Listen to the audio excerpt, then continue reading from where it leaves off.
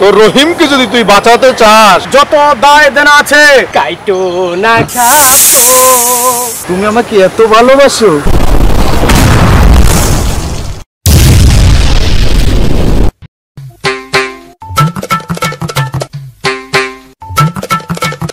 অনেক দূর হাঁটলাম, খুব ক্লান্ত লাগতেছে, একটু রেস্ট নিয়ে নেই।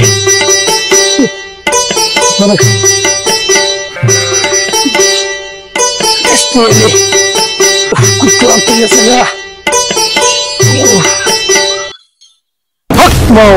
হে লুভি রাজা, তোর এত কষ্টের ফসল তোর রহিমকে যদি তুই বাঁচাতে চাস, আজকে গিয়ে একটা যুবতী মেয়ের সাথে তুই বিয়ে দিবি, যদি তুই তোর সন্তানের ভালো চাস। এবং বিয়ের পরে ওই পুত্রবধূ সহ তুই বনবাসে পাঠিয়ে দিবি। বনবাসের 18 বছর কেটে গেলে তুই নিয়ে আসবি, সুখে থাকবি। আমার কথা না মানলে তোর বিপদ হবে। হক মাওলা। না বাবা, এটা হতেই পারে না বাবা। আমি কি দেখলাম বাবা, কি দেখলাম? না হতে পারে না। আমি কি দেখ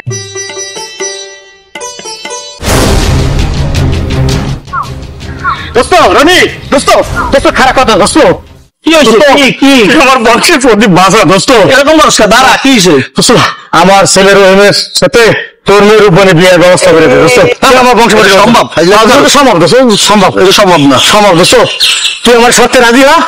রাজি হলে তোর যে উত্তর পাশে জমিটা আছে না, ওই যে আমার 10 বিঘা জমি, ধানি জমিটা, ওই জমিটা তোর লিখে দেবো, ঠিক আছে? আর তোর দেনা পেনা যা আছে ওটা তোর মাফ করে দেবো। তোর সম্পূর্ণ বিষয়টা আমি দেখবো দোস্ত। তারপর তুই আমার বংশপতিটা বাঁচা দোস্ত। আচ্ছা তুই অস্থির হইস না, আমি দেখি। তুই দেখ, তুই তো আচ্ছা মারুফ বানালে কথা বললে আমি তোর জানাই দিয়েছি, তুই চিন্তা করিস না, তুই বাসায় যাইস। আচ্ছা ঠিক আছে, তুই যাই। তুই বিষয়টা দেখিস কিন্তু দোস্ত, তোর বংশপতির জন্য বাঁচাই দোস্ত। দোস্ত মন মন থাকে দোস্ত। মারুফ বান, তুই আমার বাচ্চা। কেন, কি হয়েছে বাবা?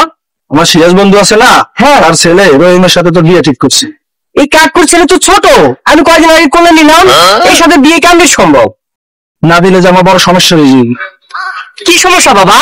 সমস্যা, তুই যদি নারাজি হস আমার তো শাস্তি দেবেই, আমার বিটা ছাড়া করবে এবং এলাকা ছাড়া করবে।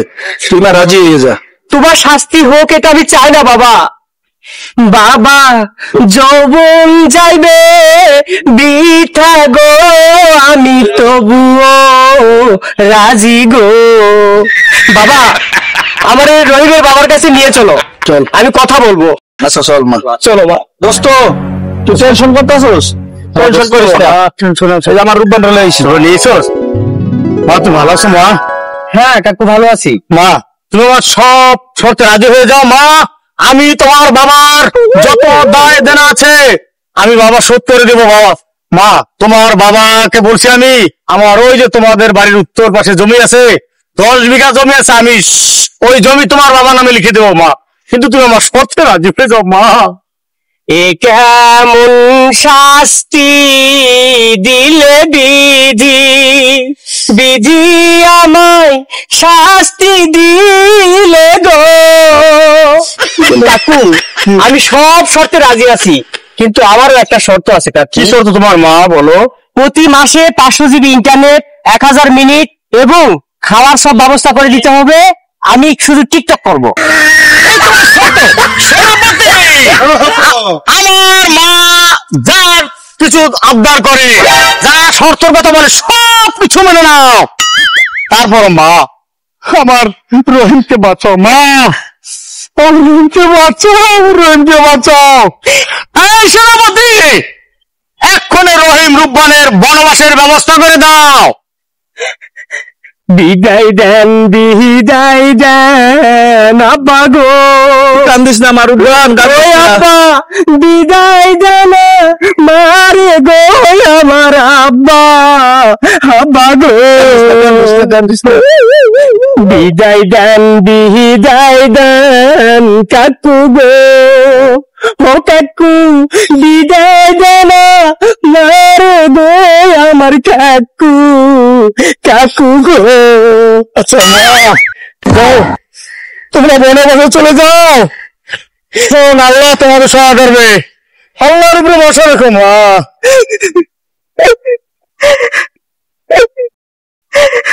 কোথায় যাই কি করি স্বামী গো, ও স্বামী কোথায় যাই তো মারে নিয়া স্বামী, স্বামী গো।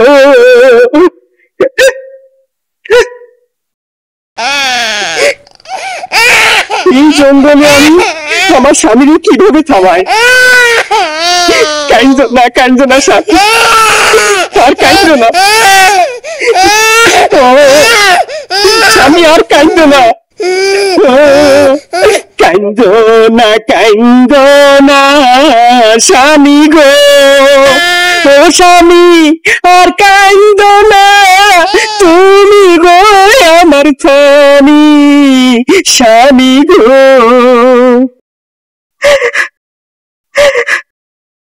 মাওলা, তুমি কে বাবা?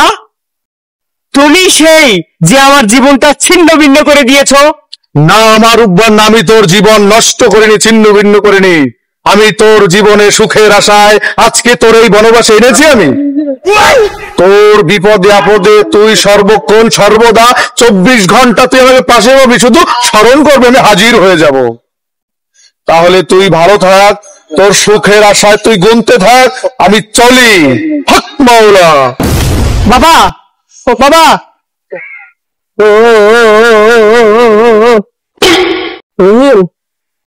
তুমি ঘুমিয়েছো? ঘুমিয়েছো আমার স্বামী? তুমি এখানে ঘুমাও, আমি একটু টিকটক করে আসি।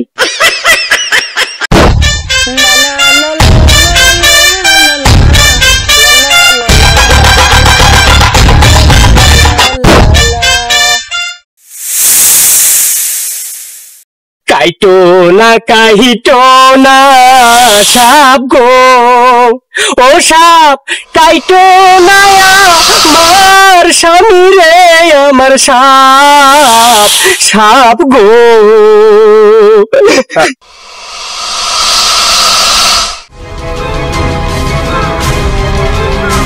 এই গহীন জঙ্গলে এই রূপসী কোথা থেকে আসলো? আজকে এটাকে সিস্টেম করতে হবে। সুন্দরী, এই জঙ্গলে আমার হাত থেকে কেউ বাঁচতে পারে না। ছেলেকে শয়তান, আমার মেয়ে বাবি তো ভুল পাবি না। মাওলা, তুই জঙ্গলের ভিতরে এটা করতে পারবি না। বাবা আমার ভুল হয়েছে, ভুল হয়েছে। যা, তোর বিপদ কেটে গেছে। বলেছি না, বিপদ যেখানে আমি সেখানে। যা। ঠিক আছে বাবা। মাওলা,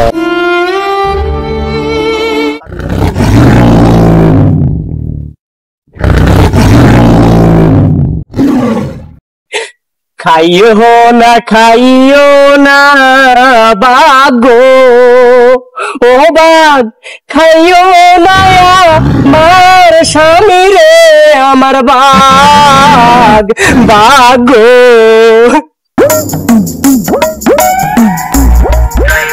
কেমন আছো তুমি? তো ভালো আছি, তুমি কেমন আছো? এই তো ভালো আছি। তারপর কি অবস্থা তোমার? এই তো, তুমি কার জন্য এনেছো? আমি তো ফুলটা এনেছি তোমার জন্য। তুমি আমাকে এত ভালোবাসো? হ্যাঁ জান, আমি তোমাকে অনেক ভালোবাসি। এই নাও। ওরে বাবা, কিন্তু আমি তো অনেক গরিব, তোমরা তো অনেক বড় লোক, তোমার বাবা মা কি আমাদের প্রেমটা মানবে? তুমি চিন্তা করো না জান, আমি আমার বাবা মায়ের একমাত্র সন্তান। আমার বাবা আমার কথা মানবে, মেনে নেবে তোমাকে। আচ্ছা জান, তুমি আমার বুকে আছো। রহিম, এইটা তুমি কি করছো? এটা করো না, আমি তোমার জন্য জীবন যৌবন সব বৃথা করে দিয়েছি। তোমরা অনেক ভুল করছো, তুমি তো অনেক কিছুই জানো না, রহিমও অনেক কিছু জানো না। আজ আর 2 দিন পরে রহিমের 18 বছর পূর্ণ হবে। রহিমের 18 বছর পূর্ণ হলে রহিমের সাথে আমার বিয়ে। রহিম আমার স্বামী। বলে কি? এটা আমি তো জানতাম না। লাইলা, তুমি অনেক কিছুই জানো না। ওরে আমি অনেক কষ্ট করে এখানে বসবাস করতেছি, সব ঘটনা তোমরা কিছুই জানো না। তো বলো তো বুবু, কি ঘটনা? ঘটনা তাহলে বলি, তোমরা ভালো করে শোনো।